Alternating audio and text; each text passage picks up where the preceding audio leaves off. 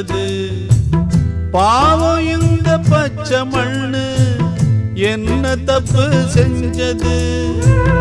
தொட்டில் போட்டு ஆட்டும் கையே விட்டு விட்டு போவதா தொண்டகட்டான குஞ்சு கத்தி கத்தி சாவதா அடி அம்மா நீ பேசும் தெய்வமா இது பாவம் பெரும் பாவம் இத தெய்வம் செய்யுமா இது நியாயம் தானா நீயே சொல்லம்மா